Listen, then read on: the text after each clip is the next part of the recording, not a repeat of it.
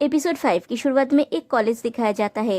एक क्लासरूम के बाहर एक लड़का किसी के लिए वेट कर रहा होता है। इसका नाम है जैंग। एक लड़की निकलती है तो जैंग उसे आवाज देता है। इसका नाम है खाओ। जैंग खाओ से कहता है, मैं तुम्हारे लिए लेक्चर्स का नोट्स लेके आया हूँ। खाओ कहती है, सच में? Thank you. जैंग फिर एक ड्रिंक देता है तो खाओ वो ड्रिंक पीती है। खाओ कहती है, कोई भी मेरी इतनी परवाह नहीं करता जितना तुम करते हो। जैंग कहता है, ये कोई बड़ी बात नहीं है, मैं तुम्हारा बेस्ट सपोर्टर हूँ। खाओ जाने लगती है तो जैंग उसे रोकता है और पूछता है, तुम अभी नेक्स्ट क्या करने वाली हो? क्या तुम मेरे साथ लंच करना चाहती हो? कैंपस के पास में ही एक नया कैंटीन खुला है, मैंने सुना है कि वहाँ का खाना बहुत अच्छा है। खाओ कहती है कि उसे लाइब्रेरी जाना है। जैंग पूछता है, क्या तुम अपने बॉयफ्रेंड के साथ पढ़ने वाले हो? खाओ कहती है, मेरा कोई बॉयफ्रेंड नहीं है। फिर कहती है, मैं तुम्हारे साथ खाना खाना चाहती हूँ, मैं तुम्हें खिलाना चाहती हूँ क्योंकि तुम मेरी हेल्प करते हो, लेकिन आज अच्छा समय नहीं है, सॉरी। जैंग कहता है, कोई बात नहीं, और खाओ वहाँ से चली जाती है। फिर दिखाया जाता है जेट दौड़ते हुए ब्रीफिंग में पहुँचती है, जहाँ बॉस और नट उसके लिए वेट कर रहे होते हैं। वो दोनों से माफी मांगती है लेट होने के लिए। बॉस पूछता है, तुम्हें स्विमिंग करना इतना पसंद है कि टाइम के बारे में होश ही नहीं रहा? जेट कहती है, मैं स्विमिंग करने नहीं गई थी, मुझे तो सोने का भी टाइम नहीं मिला, मैं रात भर ऑडियो को टेक्स्ट में बदलने का पार्ट टाइम जॉब कर रही थी। मेरी फैमिली को पैसे की जरूरत है, बैंक ओवरड्यू पेमेंट कलेक्ट कर रहा है, मेरे डैड को फोड़े की सर्जरी करानी है, मेरी मॉम के साथ स्कैम हो गया और मेरे भाई का नया सेमेस्टर जल्द ही स्टार्ट होने वाला है। नट कहती है, तुम तो जरूर बहुत मुश्किल दौर से गुजर रही हो। जेट कहती है, हाँ पीनट, पूरी फैमिली की बोझ मेरे कंधे पे है। और दोनों ही रोने लगती है और बॉस उन दोनों का ड्रामा देख रहा है। नट कहती है, अगर तुम्हें मेरी कोई भी हेल्प चाहिए तो मुझे बताना, मैं हर तरह से तुम्हारी मदद करने को तैयार हूँ, मतलब हर तरह से। जेट तुरंत पूछती है, क्या कुछ पैसा उधार मिल सकता है? नट भी तुरंत कहता है, सिर्फ पैसे उधार मांगना छोड़ के। तभी बॉस के हाथ में पैसा देख के जेट पूछती है, पी बॉस, क्या तुम मुझे ये पैसा उधार दोगे? बॉस कहता है, नहीं, मैं कॉफी खरीदने वाला हूँ। जेट पूछता है, मेरे लिए? बॉस कहता है, मेरे लिए? मैं तुम्हारे लिए कॉफी क्यों खरीदूंगा? फिर नट से ब्रीफिंग शुरू करने के लिए कहता है। नट कहती है, इस केस का क्लाइंट है जैंग, वो एक कॉलेज स्टूडेंट है, उसका अपने क्लासमेट खाओ के ऊपर क्रश है, उसे संदेह है कि खाओ किसी को डेट कर रही है। ये केस थोड़ा मुश्किल है, पहले तुम्हें ये खोजना होगा कि खाओ का बॉयफ्रेंड कौन है, फिर उनका ब्रेकअप करवाना होगा।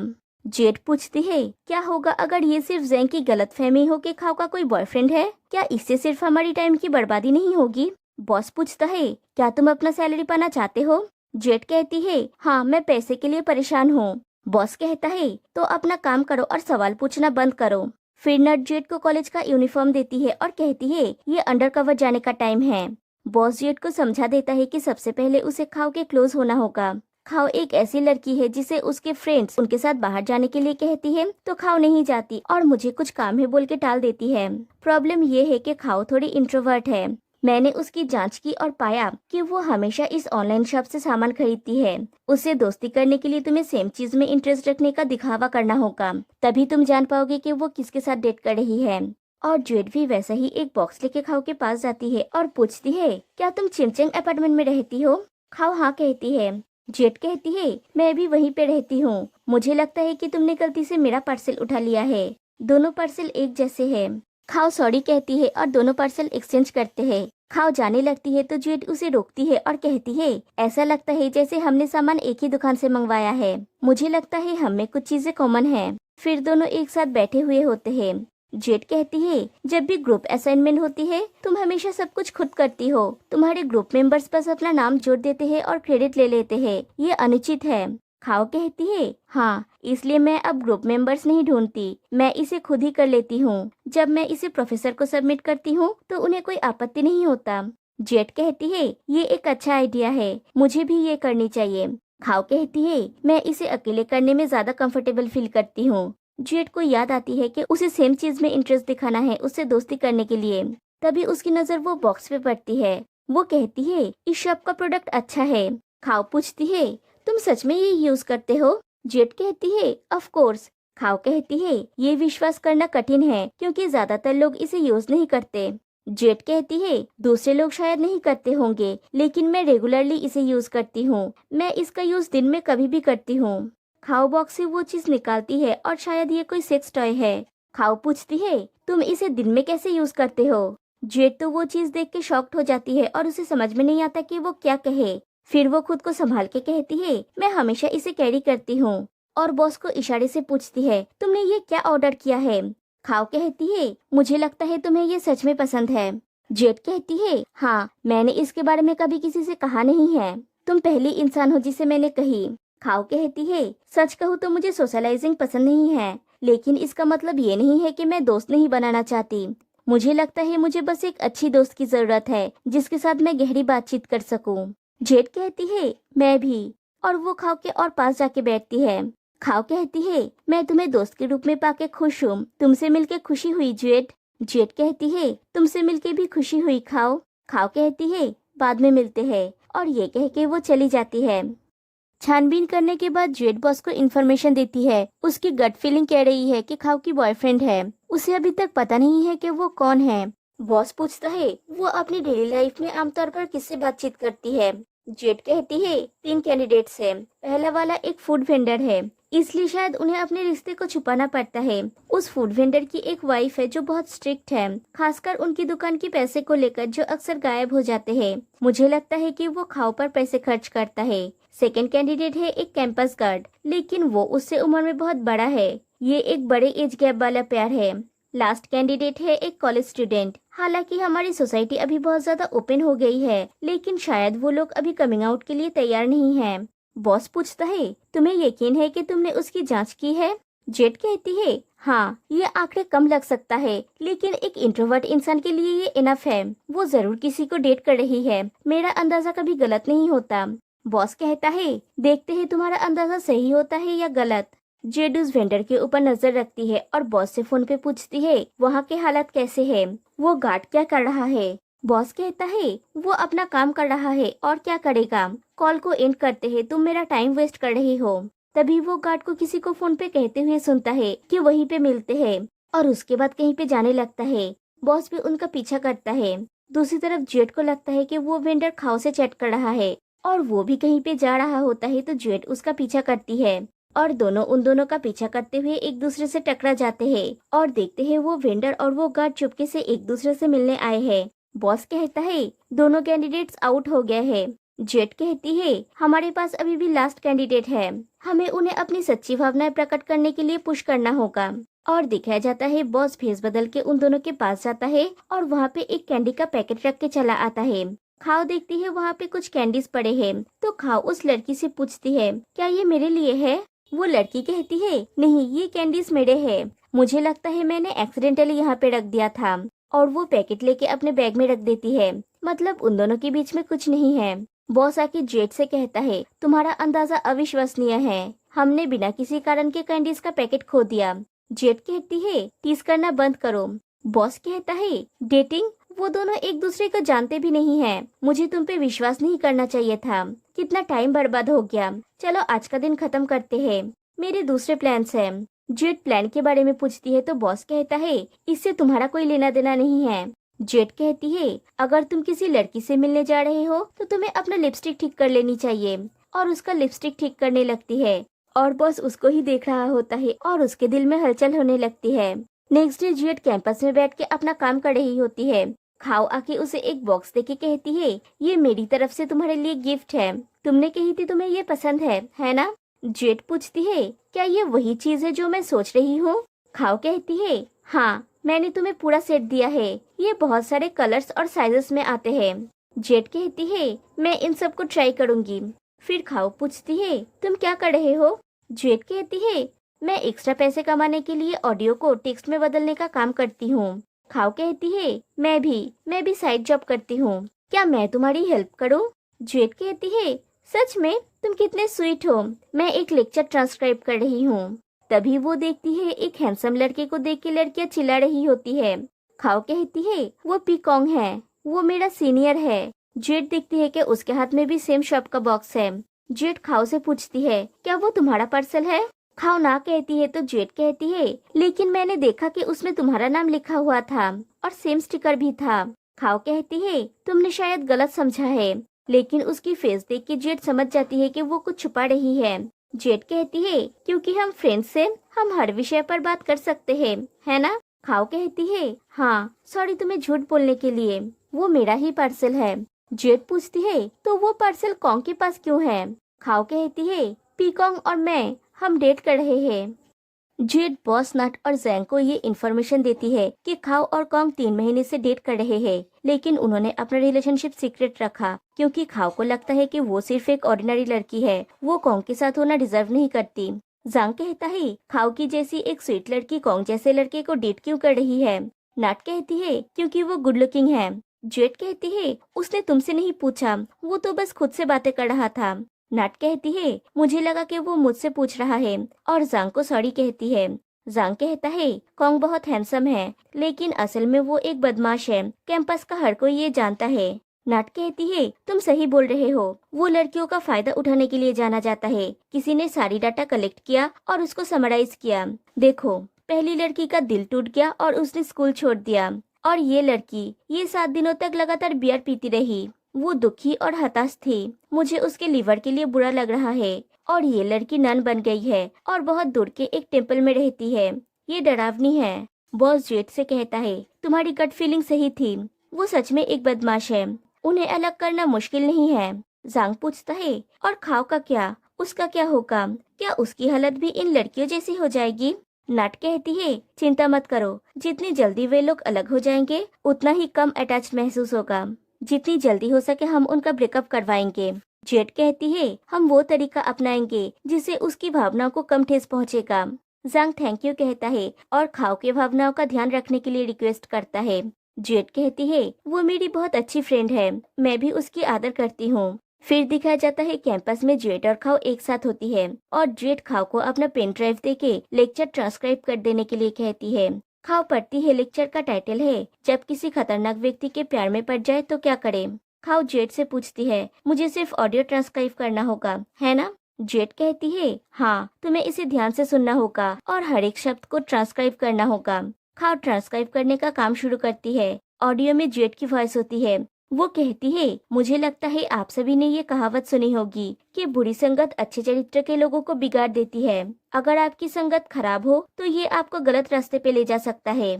आपको जो करना होगा वो स्पष्ट है, आपको उनसे मिलना बंद करना होगा और बार बार मिलना बंद करना होगा। ये बात रिपीट करती है और उस पर जोर देती है। फिर काम पूरा हो जाने के बाद जेड पूछती है इस लेक्चर के बारे में तुम्हारा क्या ख्याल है? खाओ कहती है मुझे लगता है अगर मेरी संगत बुरी होगी तो वे मेरे जीवन में बुरी चीजें लाते रहेंगे। जेड कहती है तो तुम्हें उनसे मिलना बंद कर देना चाहिए। खाओ कहती है मैंने नोटिस किया कि ये तुम्हारी वॉइस है, तुम चाहती थी कि मैं ये सुनो क्योंकि तुम मुझे पीकॉन्ग के बारे में वार्न करना चाहती थी, है ना? जेड कहती है हाँ, अगर वो एक अच्छा इंसान होता तो वो तुम्हारे रिश्ते को सीक्रेट नहीं रखता। खाओ कहती है लेकिन हम यही चाहते हैं। जेड पूछती है क्या ये तुम चाहते हो या वो चाहता है? खाओ कोई जवाब नहीं देती।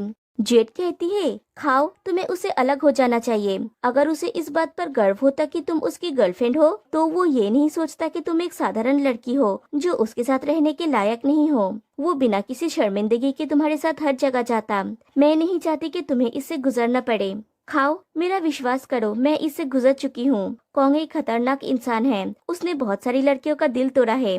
खाओ कहती है तुम्हें लगता है कि वो एक खतरनाक इंसान है क्योंकि उसने लड़कियों को डेट किया और जब चीजें बिगड़ गई उसने संबंध तोड़ दिया। फिर कहती है मुझसे फिर से कांटेक्ट मत करना और अपना सामान लेके वहाँ से चली जाती है।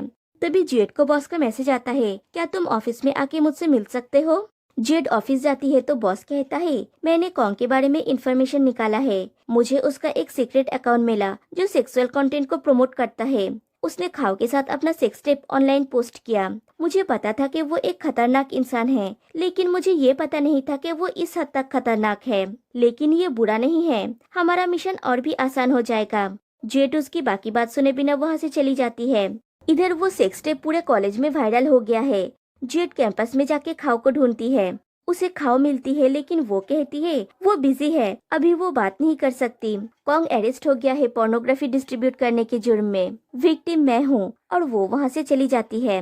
जेड बॉस को कॉल करती है और पूछती है क्या बॉस ने पुलिस में रिपोर्ट लिखवाया है? बॉस हाँ कहता है। जेड पूछती है तुम्हें नहीं लगता कि तुमने लाइन क्रॉस कर दिया है? बॉस कहता है लाइन क्रॉस किया है? तुम्हें पता है कॉन्ग एक बदमाश है। जेट कहती है ये सच है, लेकिन खाओ विक्टिम है, उसे इसके बारे में सबसे पहले पता चलना चाहिए। ये निर्णय उसका होना चाहिए कि वो पुलिस को इसकी सूचना दे या इस बारे में कुछ करे। बॉस कहता है मैंने बस वही किया जो मुझे करना चाहिए था। जेट कहती है तुम कितनी सेल्फिश हो, तुम्हें बस खुद की परवाह है। बॉस कहता है तुम अनप्रोफेशनल तरीके से काम कर रहे हो, तुम काम को पर्सनल फीलिंग से अलग नहीं कर सकते। लेकिन जेट गुस्से में फोन काट देती है। जेट खाओ को ढूंढते ढूंढते कॉलेज के टेरेस पे पहुंच जाती है जहाँ पे खाओ होती है। जेट कहती है मैं तुम्हें ढूंढ रही थी, तुम्हारे साथ जो कुछ भी हुआ मैं उसके लिए सॉरी हूँ, लेकिन ये बीत जाएगा। खाओ कहती है मुझे नहीं लगता मैं इससे गुजर पाऊंगा, मैंने सोचा पीकॉन्ग के साथ मेरा रिश्ता अच्छा चल रहा है। जेट कहती है ऐसा सोचो कि तुम लकी हो कि तुम उस भयंकर आदमी से बच गए, तुम्हें एक बेहतर इंसान मिलेगा, ऐसा कोई जिसे तुम्हारे ऊपर क्रश है।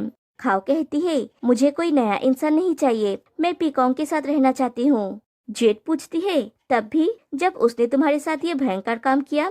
खाओ कहती है उसने मेरे साथ कुछ नहीं किया। जेट कहती है खाओ मेरी बात सुनो, जब तुम लोग सेक्स कर रहे थे तब कॉन्ग ने सीक्रेटली तुम्हारा वीडियो बना लिया था, उसने इंटरनेट पे ये वीडियो पोस्ट किया है। खाओ कहती है उसने सीक्रेटली वीडियो नहीं बनाया है, मैं ये करने के लिए राजी थी। दूसरी तरफ बॉस अपने डॉक्टर फ्रेंड के साथ बार में बैठा होता है और बॉस जांग को मैसेज कर देता है कि कॉन्ग अरेस्ट हो गया है, उसका ब्रेकअप जल्दी हो जाएगा। तभी उसका फ्रेंड पूछता है क्या मुझे थोड़ा अटेंशन मिलेगा। बॉस कहता है मैं बस क्लाइंट को अपडेट दे रहा था। और बॉस को जेट की बात याद आती है कि तुम कितने सेल्फिश हो, तुम्हें बस खुद की परवाह है। इधर खाओ जेट को कहती है पीकॉन्ग और मैंने अपना जीवन साथ साथ शुरू करने के लिए पैसे कमाने हेतु वीडियो को यूज किया, मैं नहीं चाहती थी कि किसी को इसके बारे में पता चले, मुझे चिंता थी कि हम मुसीबत में पड़ सकते हैं, इसलिए हमने अपना रिश्ता छुपाने का फैसला किया। पीकॉन्ग उतना खतरनाक इंसान नहीं है जितना तुम लोग सोचते हो, उसने पूरा दोष अपने कंधे पे ले लिया और ये कहने से इनकार कर दिया कि मैंने ऐसा करने की सहमति दी थी। उसे चिंता है कि मैं परेशानी में न पड़ जाऊं। मुझे उसे छुड़ाने के लिए पैसे की जरूरत है, मुझे पैसे कैसे मिलेगा, और अगर मैं अपने पेरेंट्स से पैसे मांगूंगी तो उन्हें इनके बारे में पता चल जाएगा। अगर मुझे पैसे नहीं मिले तो पीकॉन्ग को जेल में रहना होगा। जेट बॉस को कॉल करती है। बॉस कॉल को पिक करता है तो जेट पूछती है क्या तुम कोई लड़की के साथ हो। बॉस कहता है हाँ क्यों। जेट पूछती है क्या तुम मुझे 50,000 बार उधार दे सकते हो। बॉस कहता है तुमने कुछ देर पहले मुझे डांटा और अब तुम मुझसे पैसा उधार मांग रही हो। जेट कहती है हमने सिचुएशन को गलत समझा था, खाओ उस वीडियो को रिकॉर्ड करने के लिए राजी थी, कॉन्ग ने चुपके से रिकॉर्ड नहीं किया था। बॉस कहता है हमें उससे कुछ लेना देना नहीं है। जेट कहती है लेकिन उनकी प्रॉब्लम का कारण हम हैं। खाओ इतनी तनाव में है कि वो बिल्डिंग से कूदना चाहती है, मुझे लगता है कि हमें इसकी रिस्पॉन्सिबिलिटी लेनी चाहिए। एनीवे मुझे पैसे भेज दो। बॉस कहता है नहीं, मेरा काम है उन दोनों का ब्रेकअप करवाना, दैट्स ऑल। जेट कहती है हाँ मैं भूल गई थी कि तुम निर्दयी हो, तुम्हें किसी की परवाह नहीं है, वज़क, और कॉल काट देती है। बॉस अपने फ्रेंड से पूछता है तुम्हें पता है वज़क का मतलब क्या है। उसका फ्रेंड कहता है मुझे कैसे पता होगा। बॉस कहता है मेरा उसको डांटने से पहले ही उसने कॉल काट दिया। उसका फ्रेंड कहता है तुम इन दिनों अजीब बिहेव कर रहे हो। फिर उसके हाथ के चोट को देख के पूछता है ये क्या है, तुमने घाव को ट्रीट करना कब सीखा। और बॉस को याद आता है जब जेट ने उसके हाथ पे वो पट्टी बांधी थी। उसका फ्रेंड कहता है ये गंदा लग रहा है, तुम मेरे पास क्यों नहीं आए जैसा तुम पहले आते थे। इधर जेट खाओ को आके पूछती है क्या हम बिल का पैसा इंस्टॉलमेंट में दे सकते हैं। खाओ रोने लगती है तो जेट उसे हक कर लेती है और कहती है हर समस्या का समाधान होता है। खाओ कहती है मुझे पता है, लेकिन जब मेरे पास पैसे नहीं होते तो मुझे घबराहट होती है। कॉन्ग और मैं तो बस साथ में अपना लाइफ शुरू करने की कोशिश कर रहे थे, हमने क्या गलत किया। जेट कहती है तुमने कोई गलती नहीं किया। खाओ पूछती है मुझे पैसे कैसे मिलेगा। तभी कोई कहता है मैं तुम्हारे लिए ये दूंगा खाओ, और वो जांग होता है। जांग कहता है मैंने सब कुछ सुना, मैं कॉन्ग के बिल के लिए पैसे दूंगा। खाओ पूछती है तुम उसकी हेल्प क्यों कर रहे हो। जांग कहता है मैं उसकी हेल्प नहीं कर रहा हूँ, मैं तुम्हारी हेल्प कर रहा हूँ, ये मत भूलना कि मैं तुम्हारा बेस्ट सपोर्टर हूँ। खाओ कहती है थैंक यू, मैं धीरे धीरे ये पैसा चुका दूंगी। जांग कहता है तुम्हें ये पैसा चुकाने की जरूरत नहीं है, लेकिन उसके बदले में मुझे कुछ और चाहिए, तुम्हें पीकॉन्ग के साथ ब्रेकअप करना होगा। खाओ उसकी बात सुन के चौंक जाती है। जांग कहता है तुम्हारी गलती ये है कि तुमने गलत इंसान को डेट किया, लेकिन कोई बात नहीं, तुम्हें बस उस भयानक चीज को भूलना होगा जो हुआ है। तुम मेरे साथ फिर से शुरू कर सकती हो, मैं तुम्हें सपोर्ट करूंगा, मैं तुम्हें फिर कभी पैसे कमाने के लिए ऐसा काम नहीं करने दूंगा।